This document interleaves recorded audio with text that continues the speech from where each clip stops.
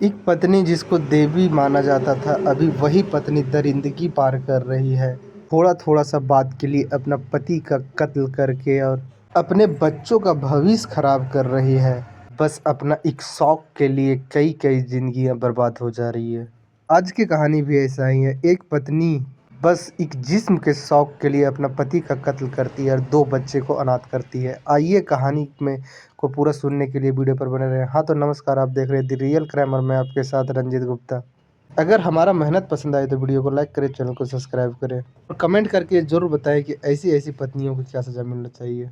बिहार में एक परिवार रहा करता था, जिस परिवार में एक लड़का होता है विक्रम। विक्रम का उम्र 25 वर्ष के आसपास था और विक्रम के लिए लड़की देखा जा रहा था। कई लड़कियां देखा जाता है विक्रम के लिए, लेकिन विक्रम का एक लड़की पर जाकर नज़र रुक जाता है, जिस लड़की का नाम सोनी होता है।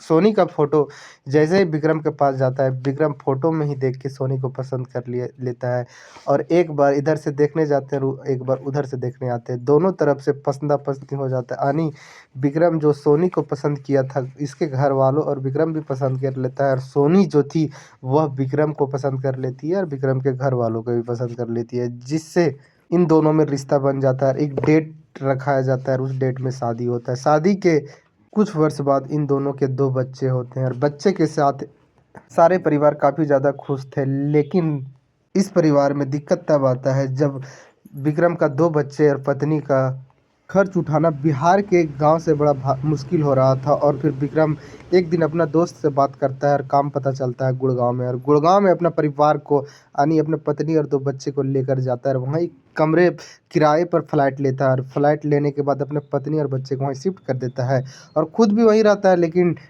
टाइम टू टाइम ड्यूटी पर जाता और ड्यूटी से आता और अपने बच्चे और अपने परिवार के साथ रहा करता। एक तारीख आती है 26 जुलाई 2025। विक्रम तो ऑफिस के लिए घर से निकलता है, लेकिन शाम हो जाता है और विक्रम वापस नहीं आता है। उसके पत्नी काफ़ी ज़्यादा घबरा जाती है और अपने भतीजे का फ़ोन करती है और भतीजे से पता लगाती है कि जो विक्रम है वह ऑफिस में है या ऑफिस से चला आया है। तो उसका जो भतीजा था वह पता करता है ऑफिस में, तो ऑफिस में जितने भी कर्मचारी थे सारे बोलते हैं कि विक्रम तो यहाँ से कई घंटे पहले यानी 4 बजे के आसपास ही निकल गया है और शाम हो गया था, करीबन 7-8 बज गया था। और जब नहीं पता चल पाता है तो जो सोनी थी वह अपने परिवार वालों को जानकारी देती है, यानी बिहार में जो लोग रह रहे थे उन लोग को जानकारी देती है। बिहार के लोग जो इनके जितने भी रिलेटिव थे और अपने लोग थे, माँ बाप और वो वगैरह वगैरह, उन लोग परेशान होते हैं कि विक्रम कहाँ है। लेकिन सभी को लगता है विक्रम अपने दोस्तों के साथ गया होगा। लेकिन बात ऐसा था कि विक्रम का मोबाइल भी स्विच ऑफ आ रहा था। कुछ वक्त तक तो लोग अपने तरफ से खोजबीन करते, यानी कि 26 तारीख का जो रात था वह ख़त्म हो जाता है और वो आ जाता है 27 तारीख का रात दिन। अब 27 तारीख के सुबह-सुबह के वक्त भी लोग खोजते हैं, लेकिन जब नहीं विक्रम का कुछ पता चल पाता है तो जो बिहार से कुछ लोग थे वो गुड़गाँव आ जाते हैं और फिर फैसला करते हैं कि अब यह जो मामला है वह पुलिस को भी दिया जाएगा। पुलिस शायद विक्रम को ढूँढ निकालेगी और फिर जो विक्रम के परिवार के कुछ सदस्य पुलिस स्टेशन जाते हैं और विक्रम के गुमशुदगी का रिपोर्ट लिखवाते हैं। विक्रम के बारे में पुलिस पूछती है कि कैसे विक्रम गायब हुआ है, तो पुलिस को सारे लोग बताते हैं जैसे कि ऑफिस गया था 26 तारीख को, लेकिन वह वापस लौटा ही नहीं। पुलिस रिपोर्ट लिख लेती है और उस परिवार को बोलती है कि आप लोग जाइए, मैं विक्रम को ढूंढता हूँ। और 27 तारीख का भी दिन खत्म हो जाता है, रात खत्म हो जाता है, आ जाता है 28 तारीख, जब विक्रम का कुछ भी पता नहीं चल रहा था। पुलिस 1-2 बार आके सोनी के घर पूछताछ भी करती है, लेकिन उससे कुछ खास समझ में नहीं आता है पुलिस को। और पुलिस भी अपने स्तर से जांच कर रही थी, खोज रही थी, लेकिन विक्रम का कुछ भी पता नहीं चल रहा था। 28 तारीख को विक्रम के परिवार वालों को लगता है कि सोनी कुछ बोलना चाह रही है, उसके अंदर कुछ बात है। और जो सोनी थी उसका हाव भाव भी अलग था। कई घंटे तक तो उनके और भी रिश्तेदार जुट जाते हैं गुड़गांव के उस फ्लाइट में, और भी लोग जब सोनी को देखते हैं तो सोनी जो अजीब तरह के उसका फेस पर रिएक्शन था और वह रोई भी जा रही थी, लेकिन उसका जो फेस था वह देखने के बाद लग रहा था कि यह कुछ बोलना चाह रही, इसके मन में कुछ बात दबा हुआ है। कुछ वक्त बीतने के बाद कुछ लोग जाते हैं सोनी के पास और पूछते हैं कि तुम कुछ अजीब अजीब सा लग रही है, तुम कुछ बोलना चाह रही हो, क्या बोलना चाह रही हो? तो सोनी बात में बोल देती है कि हमें डाउट है कि हमारा पति का कत्ल बगल का रहने वाला रविंद्र किया होगा। उनके परिवार वाले बोलते हैं कि तुम ये कैसा अजीब-अजीब बात कर रही हो?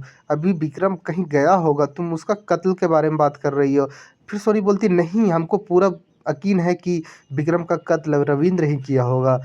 परिवार वालों तो शुरू-शुरू में इग्नोर कर देते हैं, लेकिन जब 4-5 बार एक ही बात बोलती है, तो उनके परिवार वालों को भी लगता है कि सोनी को और कुछ आगे का बात पता होगा। उसके बाद उसके परिवार वालों सोनी से पूछते हैं कि तुम्हें ऐसा क्यों लग रहा है कि विक्रम का कत्ल रविंद्र ही किया होगा? इसके पीछे के और कारण क्या है? तो सोनी बात ही बात में बोल देती है कि जो रविंद्र था वह हमारे साथ एक बार रेप किया था, और वह रेप का बात विक्रम को हम बता देते हैं, और विक्रम गुस्से में जाके रविंद्र को मारपीट करता है और उसको जलील करता है, जिस वजह से हमें लग रहा है कि रविंद्र ही विक्रम का कत्ल किया होगा। परिवार वालों जब यह नया बात सुनते हैं तो वो लोग चौंक जाते हैं कि इसका रेप हुआ और हम लोग को पता नहीं, और जब इसका रेप हुआ था तो जो विक्रम था वो पुलिस स्टेशन में जाकर रिपोर्ट काहे नहीं करवाया था। यह बात सुनने के बाद परिवार वालों को भी कुछ बात मन में शक कर रहा था, और फिर पुलिस को परिवार वालों जाके बताते हैं कि हमारी जो बहू है वह बोल रही है कि बगल में रहने वाला रविंद्र ही मेरा पति का कत्ल किया होगा, और रविंद्र है वह मेरी बेटी सोनी का एक बार रेप किया था, और यह रेप का बात हमारे उसके पति विक्रम को पता चल गया था, और विक्रम जाके मारपीट किया था रविंद्र को, उसी का बदला लिया होगा। पुलिस जाती है और रविंद्र को चुपचाप से उठा लेती है और उससे सख्ती से पूछताछ करती है, तो रविंद्र टूट जाता है और बताता है हाँ साहब, हम ही विक्रम का कत्ल किए हैं। पुलिस को लगा कि चलो मामला का मेन एक्यूज्ड मिल गया है, और कत्ल का जो कातिल है वह मिल गया है। अब कातिल से पूछा गया कि तुम कत्ल करके विक्रम का लाश को कहाँ छुपाया? कातिल बताता है कि हमारे चचा का एक तबेला है, वहीं तबेला के बगल में एक खाली ज़मीन है, वहीं मिट्टी के अंदर दफना कर आया हूँ। पुलिस जाकर उस जगह से उसका लाश निकालती है। लाश निकालने के बाद उस बॉडी को पोस्टमार्टम के लिए भेजती है, लेकिन पुलिस को मन में शक कर रहा था कि हमने तो रविंद्र से पूछा ही नहीं कि कत्ल करने का वजह क्या था। उसके बाद पुलिस आती है, रविंद्र से फिर पूछती है कि कत्ल करने का वजह क्या था? तुमने आखिर विक्रम का कत्ल क्यों किया? फिर जो रविंद्र बताता है उसे सुनने के बाद पुलिस के भी पैरों तले ज़मीन खिसक जाता है। रविंद्र बताता है कि हमारा और सोनी के बीच में कई दिन से संबंध था। दरअसल बात ऐसा था कि रविंद्र पड़ोसी था, और रविंद्र विक्रम के बच्चे को खिलाने के लिए उसके घर पे आया करता था, और इस वजह से विक्रम भी रविंद्र को अच्छा जानता था और आना-जाना लगा रहता था, तो विक्रम को भी रविंद्र के ऊपर कभी शक नहीं हुआ। और विक्रम जब ऑफिस चला जाता तो रविंद्र उस टाइम आता और उसके पत्नी के साथ संबंध बनाता, और करीबन 6 महीना से यह सिलसिला चल रहा था। लेकिन एक दिन ऐसा था कि ये लोग जब जब संबंध बनाते तब तब उस पल को एक कैमरा में कैद कर लिया करते, और यह जो वीडियो था वह रविंद्र अपना मोबाइल में रखा करता। और एक दिन जो थी, विक्रम के बेटी रविंद्र के घर खेलने चली जाती है, और जब रविंद्र के घर जाती है तो रविंद्र के शादीशुदा होता है और उसका भी एक बेटी होता है, और उसके बेटी के हाथ में रविंद्र का फ़ोन था और वह वीडियो देख रही थी। और जब सोनी की बेटी जाती है रविंद्र के घर, तो उसके बेटी से मोबाइल छीन के और कुछ वॉलपेपर निकाल के वीडियो और फ़ोटो चेक करने लगती है, और उसमें उसके मम्मी का अश्लील वीडियो दिख जाता है, और वह लड़की तुरंत ही उस वीडियो को डिलीट कर देती है और वह मोबाइल वहीं छोड़कर भाग जाती है। रविंद्र नहा रहा था, नहा के निकलता है तो देखता है कि उसकी बेटी मोबाइल रख के भाग रही है। जब मोबाइल चेक करता है, देखता है गैलरी में वीडियो है ही नहीं। रविंद्र सोनी को बताता है कि तुम्हारी बेटी आई थी और इस तरह का वीडियो देखी और वह डिलीट करके गई। उसके बेटी घर जाती है, उसके पापा आते हैं जो विक्रम थे, वह आते हैं, और जो सोनी की बेटी थी वह अपने पापा से बोलती है कि पापा, हमने रविंद्र अंकल के फ़ोन में इस तरह का वीडियो देखा। लेकिन महज जो सोनी की बेटी थी वह 7 वर्ष की थी, अपने पापा को अच्छा से नहीं बता पाती है, और जो विक्रम था वह भी नहीं समझ पाता है। लेकिन यह बात को बोलते हुए जो विक्रम की पत्नी सोनी थी वह सुन लेती है और अपने बेटी के ऊपर गुस्सा करती है, लेकिन वह सोचती है कि हमारे पति को आज न कल तो पता चल जाएगा किसी न किसी रूप में, तो हमारे पति हम पे गुस्सा करेंगे और हमारा जो रिश्तेदारी है उसमें नाम बदनाम होगा।